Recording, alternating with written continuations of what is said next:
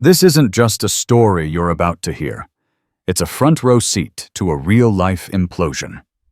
We're going to watch as a 20-year veteran of the friendly skies, a woman whose crisp uniform and practiced smile were her armor, has her entire world dismantled. Not by a catastrophic engine failure, not by a hijacker, but by a single devastating misjudgment. She wielded her authority like a weapon, targeting a passenger for the audacity of speaking up. But in the ensuing chaos, a small laminated card would fall from a wallet, not only exonerating the accused, but ignominiously exposing the accuser. This isn't just a story of airport drama. It's a real-life cautionary tale of how a moment of prejudice can trigger a free fall from grace. A fall that just keeps going until it hits rock bottom. The karma in this story isn't just hard, it's relentless. The air in Gate C-37 of Charlotte Douglas International Airport was thick with the usual cocktail of stale coffee, recycled air, and the low-grade anxiety of impending travel. It was a Tuesday morning in late September, the kind of day that promises the crispness of autumn, but still clings to the oppressive humidity of a Carolina summer. Travelers milled about, a sea of weary faces glued to their phones, their carry-on luggage huddled around them like loyal pets. At the center of this mundane tableau, behind the imposing gray counter of American Airlines, stood Linda Peterson. At 52, Linda was a fixture at CLT. Her blonde hair, a shade brighter than nature intended, was immaculately coiffed in a helmet-like bob that hadn't changed since the late 90s. Her uniform, a navy blue blazer and matching skirt, was perfectly pressed, a testament to her meticulous nature. 23 years with the airline had honed her into a model of efficiency, a gate agent who could handle a delayed flight and a plane load of irate passengers with the practiced ease of a seasoned orchestra conductor. But beneath the veneer of professional calm, a quiet storm was brewing in Linda's world. Her husband Gary had been laid off from his textile job 6 months prior, and the anemic pitter-patter of his job search was a constant drumming worry in the back of her mind. Her youngest Kevin was struggling at Appalachian State, his grades a mess, and his calls home infrequent and monosyllabic. The crisp uniform, the unwavering smile, they were less a reflection of her inner state and more a carefully constructed fortress. Today, the fortress was showing cracks. A system-wide software update had thrown the boarding process into chaos. Boarding passes were scanning intermittently, seat assignments were mysteriously shifting, and the printer was spewing out gibberish instead of luggage tags. Linda's usual unflappable demeanor was being tested. Her smile was tight, her movements jerky. The line of passengers snaking from her counter was a multi-headed hydra of impatience. "I'm sorry, sir," she repeated for what felt like the 100th time, her voice a strained monotone. "We're experiencing a system-wide issue. We're working to resolve it." The man in front of her, a portly businessman with a florid face, wasn't having it.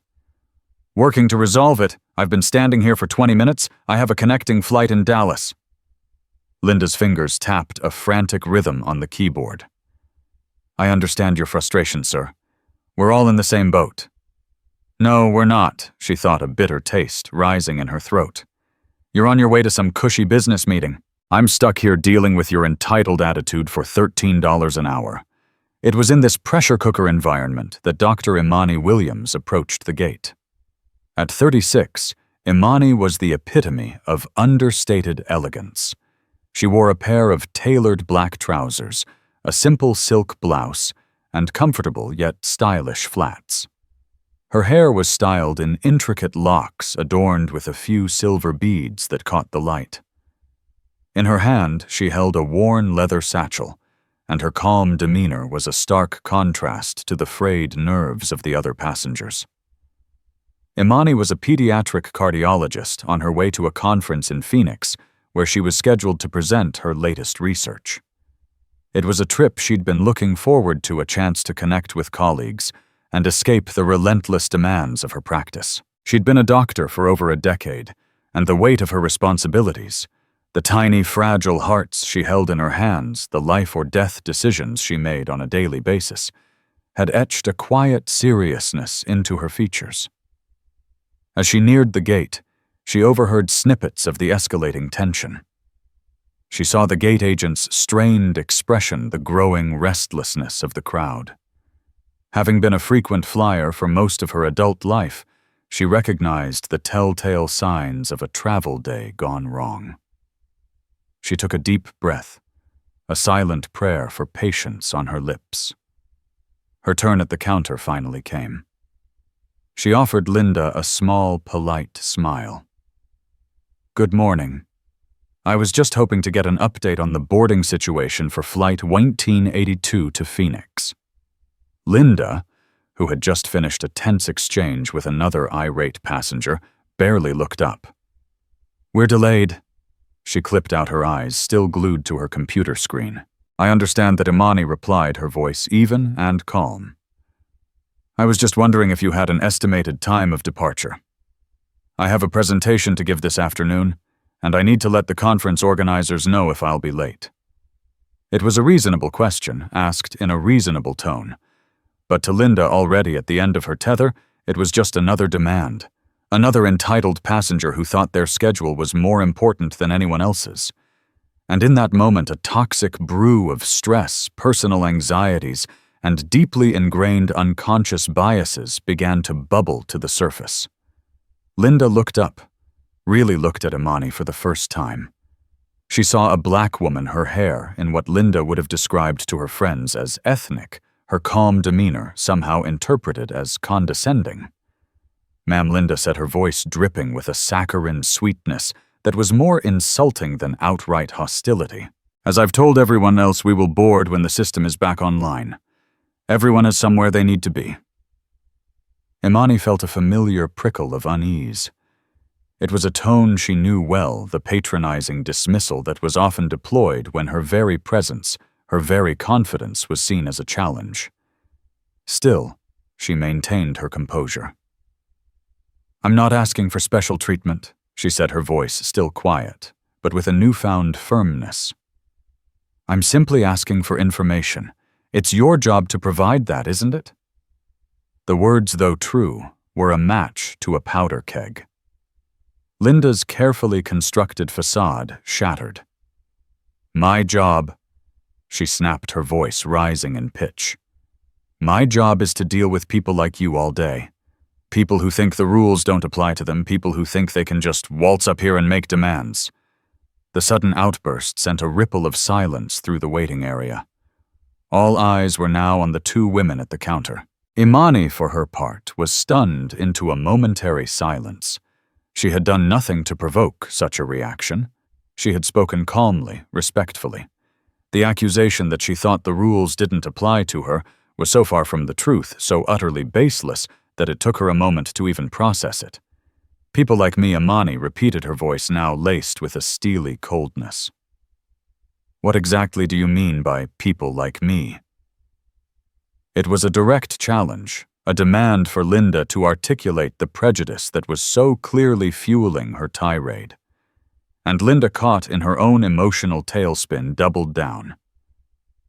"I mean people who are being disruptive," she said, her face flushed, her eyes blazing with a self-righteous fury.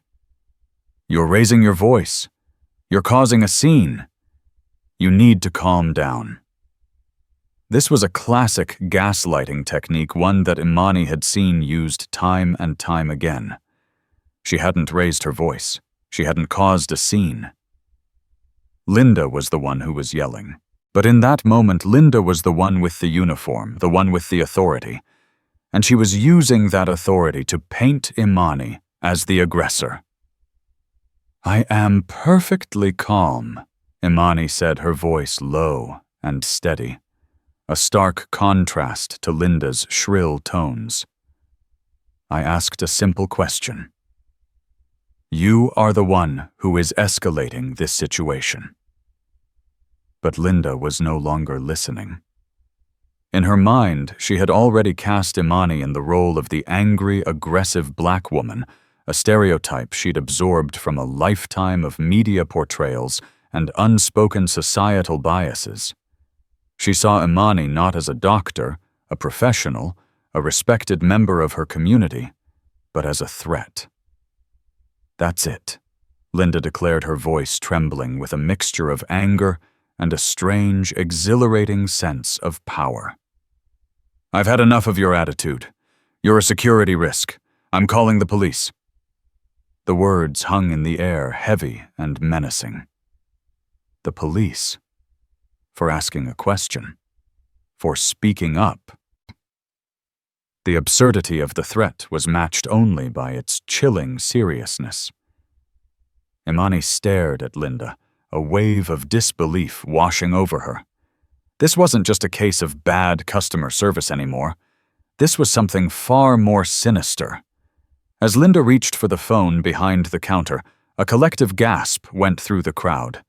A young woman a few feet away, a student with a backpack and a nose ring, started recording on her phone. An older man in a business suit shook his head in disgust. The atmosphere in Gate C-37 had shifted from one of weary impatience to one of raw, palpable tension. The mundane had become menacing. The gathering storm had finally broken. And in the heart of the tempest stood two women, their lives about to be irrevocably changed by a single toxic encounter. The drama had only just begun. The karma, however, was already taking notes. The threat of calling the police was a line crossed a Rubicon of irrational escalation. For Imani, the world seemed to slow down, the ambient noise of the airport fading into a dull roar. The faces of the other passengers blurred into a gallery of shocked curious and a few disturbingly indifferent expressions. Her mind, trained to remain calm in the face of life-and-death medical emergencies, went into a state of hyper-focus. She was no longer just a traveler trying to get to a conference. She was a black woman being threatened with law enforcement for daring to question a white woman in a position of authority. The script was as old as the nation itself and just as ugly. "You're calling the police." Imani's voice was a marvel of control, each word precise and devoid of the tremor of rage she felt vibrating in her chest. "On what grounds? For asking for an estimated departure time, for speaking up." She deliberately used Linda's own words, turning them back on her like a mirror. Linda, however, was too far gone in her self-righteous crusade to see the precipice she was teetering on. Her hand was already on the receiver of the desk phone. For being aggressive, for being disruptive, for failing to comply with the instructions of a gate agent.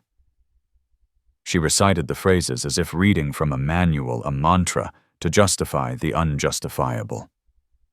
"I have complied with every instruction," Imani stated, her gaze unwavering.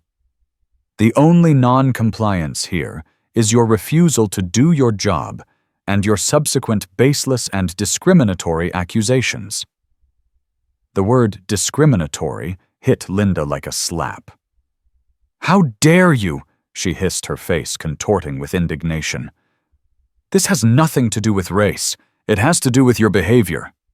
A scoff escaped from a man standing in the priority boarding lane, a tall, well-dressed black man in his late 40s named Marcus Thorne. He was a corporate lawyer, and he had been watching the entire exchange with a growing sense of outrage. He knew this dance all too well. "Her behavior has been impeccable," Marcus said, his voice a low, authoritative rumble that cut through the tension. "Yours, on the other hand, has been unprofessional and, frankly, abusive." Linda's head whipped around to face him. Her eyes narrowed. "Sir, this does not concern you. Stay out of it, or I'll have you removed as well." The threat was laughable, but the venom behind it was real. Marcus simply raised an eyebrow, a silent challenge. He wasn't going anywhere. It was in this supercharged moment, as Linda began dialing, that the universe, or perhaps the fickle gods of airport karma, decided to intervene. Imani, needing to retrieve her identification in anticipation of the police arriving, reached into her satchel and pulled out her wallet. It was a well-loved leather wallet, soft and slightly worn at the edges. As she fumbled with the clasp, her hands trembling slightly despite her best efforts to remain steady, the wallet slipped. It didn't fall far, just a few inches onto the worn linoleum floor, but the impact was enough to dislodge several of its contents: a few credit cards, a crisp $20 bill, a coffee shop loyalty card, and one other item, a small laminated card with a distinctive blue and gold seal, skittered out from the wallet's embrace. The card slid across the floor and came to rest directly at the base of the counter, face up. For a few seconds, no one seemed to notice. The drama was still focused on Linda's phone call, but then a young woman in the front row of seats, the same one who had been filming, gasped and pointed. "Look," she said, her voice a loud whisper. Slowly heads turned. Eyes followed her pointed finger. And there, in the harsh fluorescent light of the gate area, lay the small, innocuous-looking card that was about to detonate the entire situation. Federal Aviation Administration. The words were printed in bold official lettering across the top. Below them, a photograph of Imani, professional and smiling, stared up from the lamination. And beneath her name, Dr. Imani Williams was her title, Designated Aviation Medical Examiner. A collective sharp intake of breath seemed to suck the air out of the gate area. The silence that followed was profound, a vacuum of disbelief. Marcus Thorne, the lawyer, let out a low whistle. "Well, I'll be damned," he murmured. Linda, who had just begun to speak into the phone, "Yes, I need police assistance at Gate C-37, trailed off. Her eyes, like everyone else's, were fixed on the card. The blood drained from her face, leaving her with a pasty, slack-jawed expression. The practiced mask of authority crumbled, revealing the raw panic beneath. An aviation medical examiner, an AME, a doctor specifically designated by the FAA to medically certify pilots, a person who held the careers, the livelihoods of pilots in her hands. A person who was in the intricate hierarchy of the aviation world, several rungs above a gate agent. A person who was, in a very real sense, a part of the very system Linda was weaponizing against her. Imani looked down at the card, then back up at Linda. She didn't say a word. She didn't have to. The card said it all. The irony was so thick, so crushingly absolute, it was almost comical. Here was Linda, a gate agent for American Airlines, calling the police on an FAA-appointed doctor for being a security risk. Slowly, deliberately, Imani bent down and picked up her ID. She held it between her thumb and forefinger, not as a weapon, but as a statement of fact. She slid it back into her wallet, her movements calm and measured. The act itself was an assertion of her identity, her professionalism, her right to exist in this space without harassment.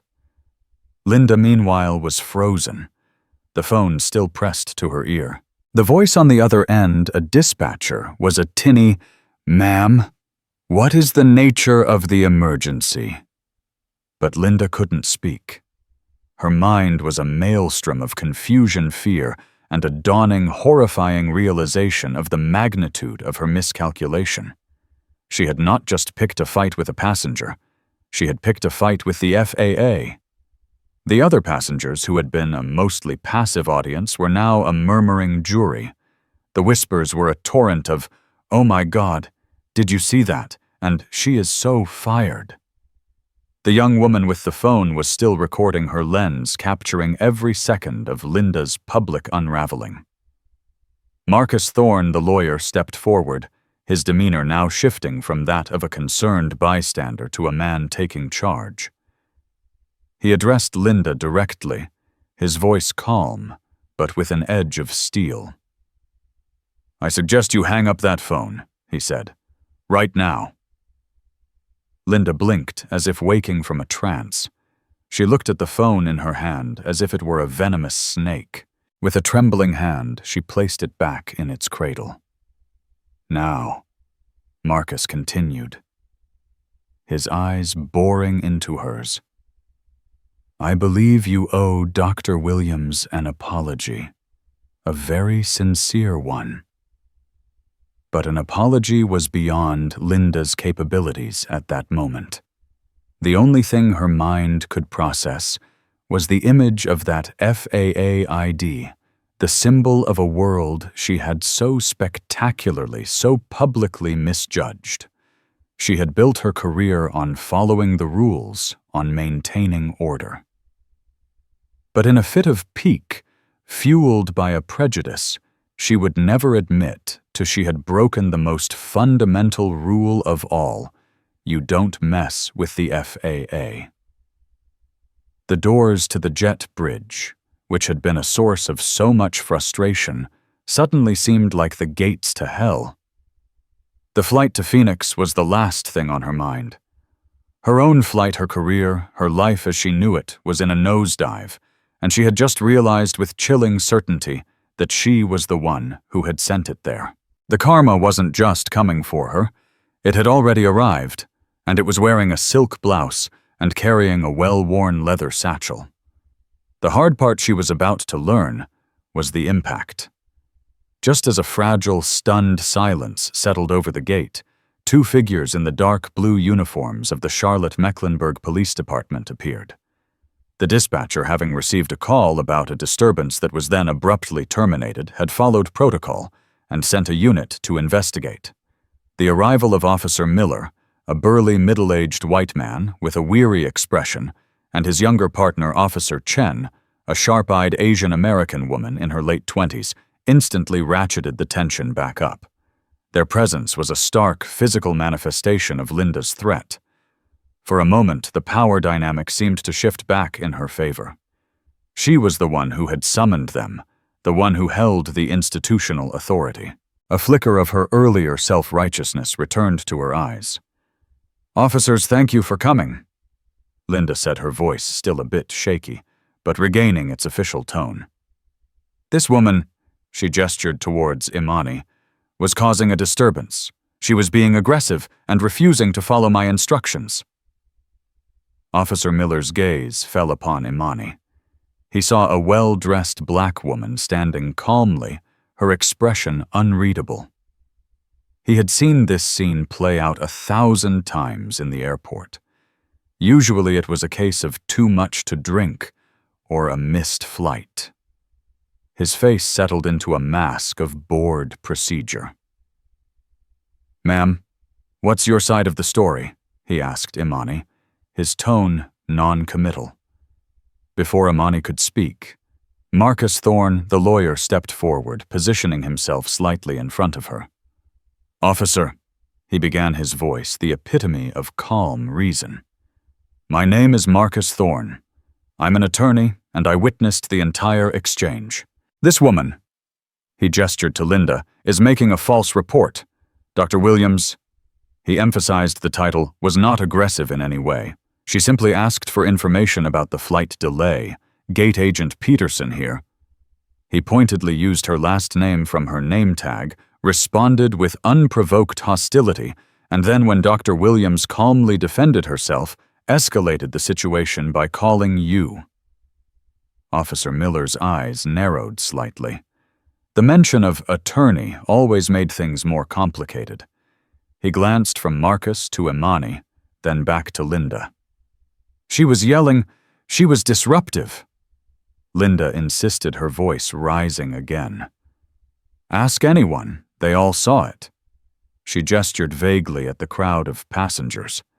"It was a gamble. and it backfired spectacularly.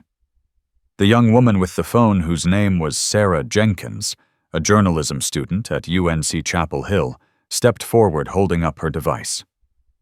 "I have the entire thing on video, officer," she said, her voice clear and confident. "And it shows the exact opposite of what she's claiming. It shows her screaming at this passenger for no reason." Officer Chen, who had been quietly observing, took a step towards Sarah. "Ma'am, would you be willing to share that video with us?" "Absolutely," Sarah said, already tapping at her screen. Linda's face, which had regained some color, went sheet white again. A video. The entire humiliating episode, her unhinged rant, the moment of stunned silence after the ID fell, it was all captured. The subjective, "he said, she said," had just been rendered obsolete by objective digital proof. As Sarah and Officer Chen huddled over the phone, Officer Miller turned his full attention back to Imani. "Dr. Williams, is it?" he asked, his tone shifting perceptibly. It was a small thing, the use of her title, but it was a sign that the ground was shifting beneath Linda's feet. "Yes, officer," Imani replied. "Dr. Imani Williams," and she decided in that moment that there was no reason to hide. She had done nothing wrong. She opened her wallet again and handed her driver's license to the officer. As she did, she made sure the FAA ID was clearly visible. Officer Miller took the license, but his eyes, like everyone else's before him, were drawn to the other card. He glanced at it, then did a double-take. He looked from the photo on the FAA ID to Imani's face, then back again. He looked at his partner, who was now watching the video with a deepening frown on her face. A slow, dawning comprehension spread across Officer Miller's features. He had been a cop in Charlotte for 15 years. He knew the airport beat. He knew who the FAA was. He knew that an aviation medical examiner was not just some random passenger. He also knew that filing a false police report was a crime. He handed Imani's license back to her, his movements respectful. "Thank you, doctor," he said. He then turned to Linda, and his entire demeanor had changed. The bored procedural mask was gone. In its place was a look of profound disappointment and official coldness. "Ma'am," he said to Linda, his voice now hard and clipped, "I think you and I need to have a talk. Over here. Now." He gestured towards the end of the counter, away from the prying eyes and ears of the passengers. Linda, looking utterly defeated, followed him, her steps slow and shuffling like a prisoner being led to the gallows. Officer Chen finished watching the video. She looked up at Sarah and then at Imani. "Thank you, Ms. Jenkins," she said to the student. Then she turned to Imani and said, "Dr. Williams, on behalf of the department, I apologize for the inconvenience. It's clear from this video that you were the victim here." The apology, so simple and direct, was a balm on Imani's frayed nerves. "Thank you, officer," she said, a genuine warmth in her voice. At the other end of the counter, the conversation between Officer Miller and Linda was inaudible, but Linda's body language spoke volumes. She gesticulated wildly at first, then her shoulders slumped. She wiped at her eyes. Officer Miller stood arms crossed, listening impassively, shaking his head from time to time. The karma, it turned out, was not a slow-moving cosmic force. Today, it wore a badge and a body cam. After a few minutes, a man in a sharp suit, the American Airlines station manager, summoned by another gate agent, arrived on the scene. His name was David Chen, a man known for his calm demeanor and his ability to put out corporate fires. He was briefed by Officer Miller, his face growing more and more grim as the story unfolded. He cast a quick, apologetic glance towards Imani before turning his attention to the train wreck that was his employee. David's conversation with Linda was short and brutal. He spoke in low, clipped tones, but the finality of his words was unmistakable. Linda was seen nodding, tears streaming down her face now. She was told to gather her personal belongings from the break room and that she was being placed on immediate indefinite suspension pending a full investigation. She was to be escorted from the premises. Her airport ID was confiscated on the spot. In the space of less than 30 minutes, Linda Peterson had gone from a queen in her small airport kingdom to a pariah stripped of her authority and her job, her professional life in ruins. As she was being led away by the station manager, her face a mask of shame and disbelief, she had to walk past the long line of passengers who were now finally beginning to board the flight to Phoenix. The system ironically had come back online in the midst of the chaos. No one met her gaze. They stared at their phones, at their boarding passes, at the floor, anywhere but at the woman who had caused such a scene. Her final humiliation came as she walked past Imani. For a fleeting second, their eyes met. In Imani's gaze, there was no triumph, no malice. There was only a profound, weary sadness. Linda in that moment saw not the aggressive woman she had invented in her mind, but a fellow human being who she had wronged deeply and unforgivably. The weight of that realization, more than the loss of her job or the public shaming, was the heaviest blow of all. She quickly looked away, a sob catching in her throat. As Imani finally stepped onto the jet bridge, her satchel in hand, Marcus Thorne fell into step beside her. "I hope you're okay," he said, his voice gentle. "I will be," Imani replied, taking a deep breath of the stale, conditioned air. "Thank you for stepping in. You didn't have to do that." "Yes, I did," Marcus said, a grim set to his jaw. "We have to have each other's backs. That's the only way things will ever change." He handed her his business card. "If you need anything, and I mean anything, a witness statement, legal advice, anything, you call me." "Thank you, Marcus," Imani said, taking the card. "I'm Imani." "It's a pleasure to meet you, Imani, under the circumstances," he said with a wry smile. As she found her seat in first class, a complimentary upgrade hastily arranged by a profusely apologetic station manager, Imani finally allowed herself to exhale. The adrenaline began to recede, leaving behind a bone-deep weariness. The incident had been ugly, stressful, and deeply upsetting. But as the plane pushed back from the gate, she felt a small, hard kernel of something else resolve. This wasn't just about a rude gate agent. It was about the casual, everyday racism that simmered just beneath the surface of society, ready to boil over at the slightest provocation. It was about the way a black woman's confidence could be so easily misinterpreted as aggression, her questions as demands. The video Sarah Jenkins had taken was already starting to go viral. By the time Imani landed in Phoenix, her story would be headline news.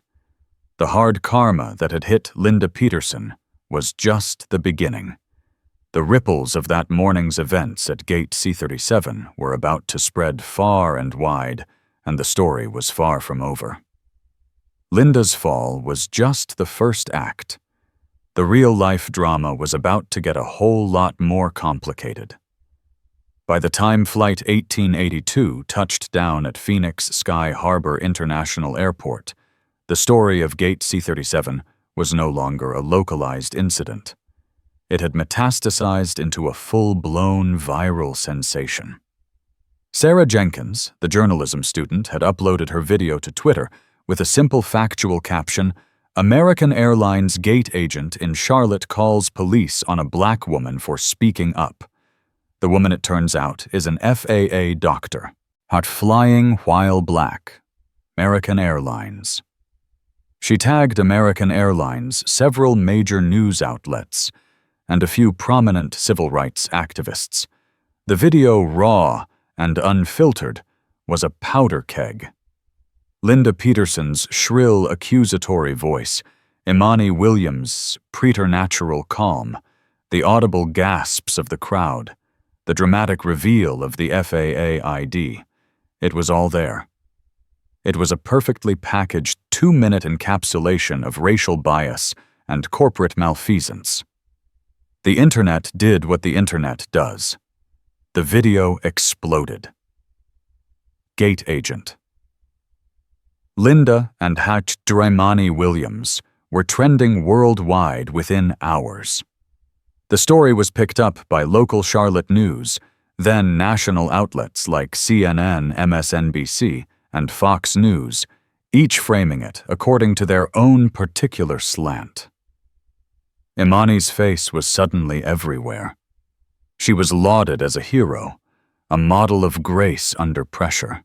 Linda Peterson, whose full name was quickly unearthed by online sleuths, became an instant pariah, the face of Airport Karen, a symbol of white privilege run amok. For Imani, the sudden fame was disorienting and overwhelming. As she checked into her hotel, her phone was a ceaseless cacophony of notifications. Friend requests from strangers, messages of support, but also a darker undercurrent of hateful racist trolls. News reporters were somehow already calling her cell, leaving breathless voicemails. The conference she had come to attend her research on pediatric cardiac care suddenly seemed a world away. She called her husband, David, an architect, and tried to explain the surreal events of her day. "It's insane," she said, pacing her hotel room. "I just wanted to get on a plane." "I saw the video, honey," he said, his voice a mixture of anger and concern. "Are you okay?" "Really, I am," she said, "but this is a lot." Meanwhile, back in Charlotte, the corporate machinery of American Airlines had lurched into crisis mode. David Chen, the station manager, had been on the phone with corporate headquarters in Fort Worth since the moment he'd escorted Linda from the gate. The video was a PR nightmare of the highest order. It wasn't just a disgruntled customer. It was a black doctor, an FAA official being harassed by their employee with video evidence. The initial statement from American Airlines was a piece of carefully crafted corporate speak released late in the afternoon. "We are aware of an incident that occurred this morning at Charlotte Douglas International Airport between a customer and a team member. We are deeply concerned by what we see in the video and have launched an immediate and thorough investigation. We are reaching out to Dr. Williams to apologize for her experience." The public's response was swift and derisive. "Deeply concerned, she should be fired," was a typical reply. "Thorough investigation. The video is the investigation." The pressure mounted. The stock price of American Airlines took a small but noticeable dip in after-hours trading. Rival airlines with a crocodile-like sympathy offered their condolences while secretly reveling in their competitors' misfortune. For Linda Peterson, the world had shrunk to the four walls of her modest suburban home. She had turned off her phone, but she couldn't shut out the world. Her husband, Gary, had watched the video, his face a mask of disbelief. "Linda, what were you thinking?" he had asked, his voice hollow. "You don't understand," she had sobbed. "The stress, the system was down, she was so condescending." But even to her own ears, the excuses sounded pathetic, flimsy shields against the hurricane of public opinion. Her son Kevin called from college. "Mom, is it true people are posting this video everywhere? They're saying you're a racist." The word hung in the air between them, an accusation more painful than any other. "No," Linda whispered, tears streaming down her face. I'm not a racist." But was that true? She had never thought of herself that way. She had black acquaintances. She was polite to black customers. But when the pressure was on, when her own anxieties had overwhelmed her, she had reached for the ugliest, most readily available stereotype in the American playbook. She had seen a black woman not as an individual, but as a threat. The realization was a cold, sickening stone in the pit of her stomach. The karma was just getting started. The next morning, a reporter from the Charlotte Observer was camped out on her front lawn. Her address had been leaked online. Vicious, threatening messages had been pushed under her front door. The fortress of her life, the one she had so carefully constructed, was being dismantled brick by brick. The thorough investigation by American Airlines was swift and decisive. There was no other choice. By the end of the day, Linda Peterson was officially terminated. The announcement was made public. But that was far from the end of it. Marcus Thorne, the lawyer who had defended Imani at the gate, had been in touch with her. "Imani," he had said over the phone, "this is bigger than just one bad employee. This is a systemic issue. American Airlines has a documented history of complaints regarding racial discrimination.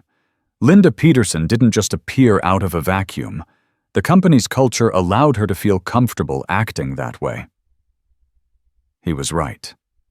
As the story grew, other black and minority passengers began to come forward with their own stories of mistreatment by the airline.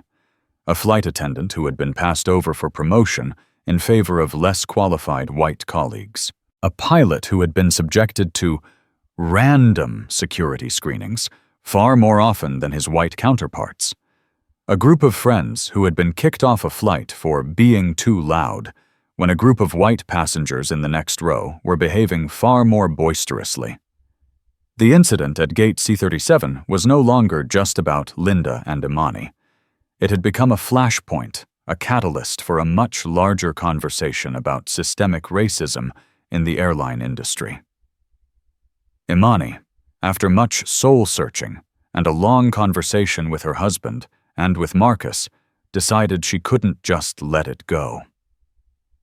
Her presentation at the conference had been a success, but her mind was elsewhere.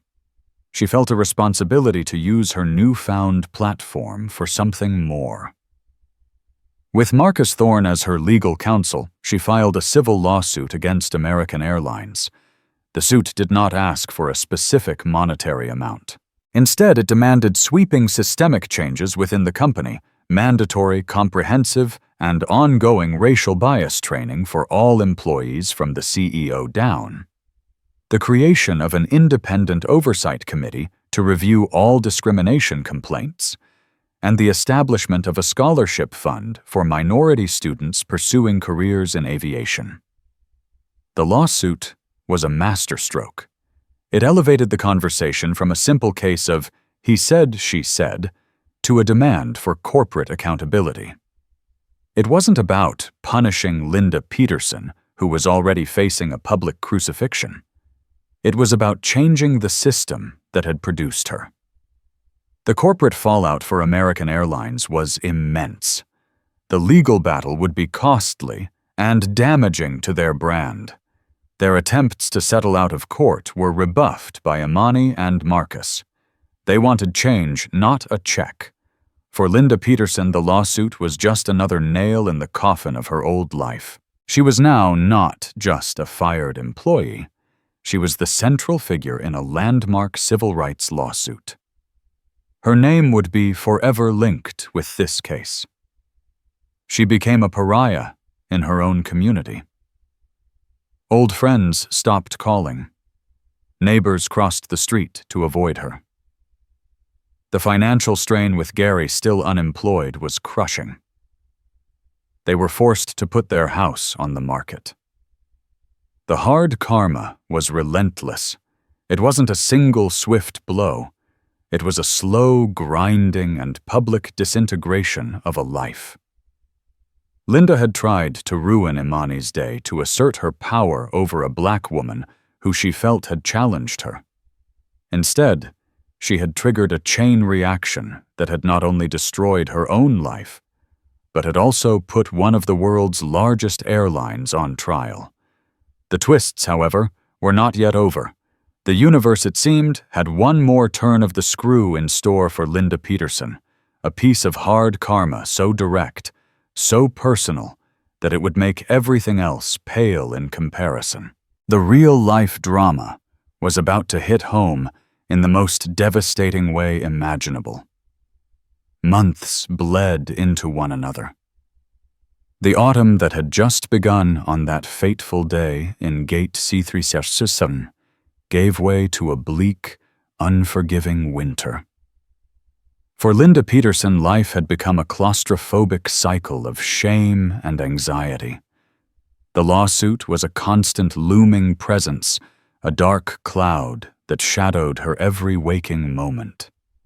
Her name and face were now so infamous that she rarely left the house.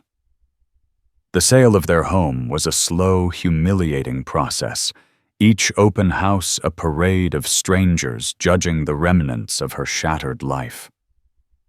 Gary had finally found a job, but it was a low-paying retail position, a shadow of his former career. The financial strain was a constant grinding pressure, fraying the already tattered edges of their marriage. The silence in their house was a heavy blanket suffocating the memories of happier times. But the most profound consequence, the one that twisted the knife of karma in the most personal way, came from an unexpected quarter. It came from her son, Kevin. Kevin, her youngest, the one she worried about at Appalachian State, had become distant, his calls home growing even more infrequent. When he did call, the conversations were strained, stilted. He was ashamed of her, she knew. The infamy of Gate Agent Linda had reached his campus, and he was now the son of Gate Agent Linda. Then, one cold, rainy evening in early March, they received a call. It wasn't from Kevin, but from a dean at the university. Kevin had been involved in an incident. He had been arrested for selling prescription anxiety medication.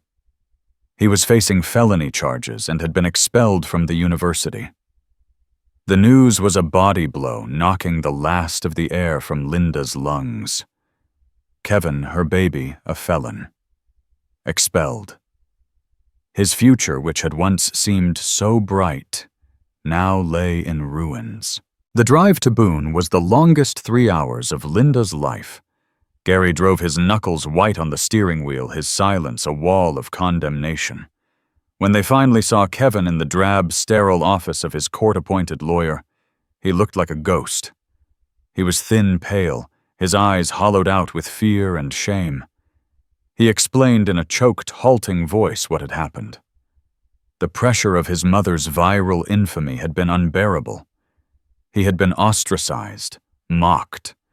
His pre-existing anxiety, something he had always struggled with, had spiraled out of control. He couldn't sleep. He couldn't study. He had started selling some of his own prescribed Xanax to other students to make money to feel some semblance of control, he said. He had been caught in a campus-wide sting operation. "It's all my fault," he whispered, tears streaming down his face. "I'm so sorry." Linda looked at her broken son, and in that moment the full devastating weight of her actions on that September morning crashed down upon her. This was not about a lost job or public shaming or a lawsuit. This was the true cost of her prejudice. Her actions had not just ruined her own life, they had set off a chain reaction of pain and destruction that had now consumed her own child. The security risk she had projected onto a calm, professional black woman had been a phantom. The real security risk had been the poison in her own heart, a poison that had now seeped into the foundations of her own family and brought it crumbling down. The irony was so cruel, so precise, it was almost surgical. She had called the police on an innocent person, and now her own son was entangled in the legal system. She had judged a stranger with unearned moral superiority, and now her own family's deepest, most painful secrets were being laid bare in a courtroom. The legal battle for Kevin was arduous and expensive. They drained what little savings they had left. The house was sold at a loss. They moved into a small, cramped apartment, the air thick with unspoken resentment and grief. And then came the final, most devastating twist. Kevin's case was eventually heard. Due to his clean record and the extenuating circumstances, the judge was lenient. He was sentenced to 2 years of probation, mandatory drug counseling, and 500 hours of community service. It was a second chance, a lifeline. A few weeks later, Linda received a letter. It was from the probation office detailing the terms of Kevin's community service placement. He had been assigned to a local non-profit organization that provided support services for at-risk youth. The program focused on mentorship tutoring and helping young people navigate the challenges of the legal system. At the bottom of the letter was the name of the organization's founder and executive director, the person Kevin would be reporting to for the next 2 years. Dr. Imani Williams. Linda stared at the name, her blood turning to ice. It couldn't be. It was a cosmic joke of the cruelest kind, a statistical impossibility. But there it was in black and white. Imani, as part of her commitment to using her platform for good, had started the foundation with a portion of the initial settlement money from a pre-lawsuit mediation with American Airlines. The organization was her passion project, her way of creating something positive out of the ugliness she had endured. It was based in Charlotte, her home. The karma was no longer just hard. It was poetic. It was inescapable. It was a circle, closing in on itself. Linda Peterson had tried to destroy Dr. Imani Williams' reputation and career. Now her own son's future. His very rehabilitation was in the hands of the woman she had so grievously wronged. Linda dropped the letter, her body trembling. She thought of Imani, of her calm, steady gaze in the face of her own unhinged rage. She thought of the profound, weary sadness in Imani's eyes as she had been led away in shame. There had been no malice there, no triumph, only a deep, human decency. And now her son, her broken, beloved son, was being delivered into the care of that same decency. He would be mentored, guided, and perhaps even saved by the very person his mother had tried to cast as a villain. Linda sank to the floor of her small, unfamiliar apartment, the letter lying beside her like a judgment. The tears that came were not tears of self-pity or of rage.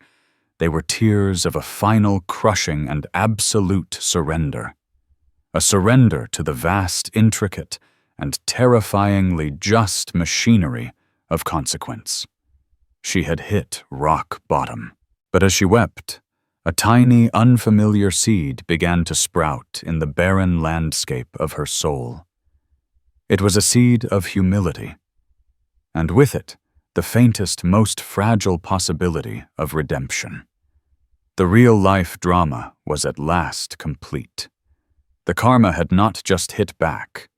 It had offered a lesson as brutal and as brilliant as life itself. The story of Linda Peterson and Dr. Imani Williams isn't just a viral video. It's a powerful real-life drama that shows how a single moment of prejudice can have consequences that ripple out in ways we can never predict. It's a story of how grace can be found in the most unexpected places, and how karma, when it hits, can be more than just punishment. It can be a profound and life-altering lesson. Dr. Williams didn't seek revenge. She sought to build something better. And in the end, the woman who tried to be her adversary was forced to witness that grace firsthand in the most personal way imaginable. If this story moved you, if it made you think, please hit that like button to let us know. Share it with your friends and family because these are the conversations we need to be having. And most importantly, subscribe to our channel for more true stories that matter. What do you think? Was this karma or something more? Let us know in the comments below.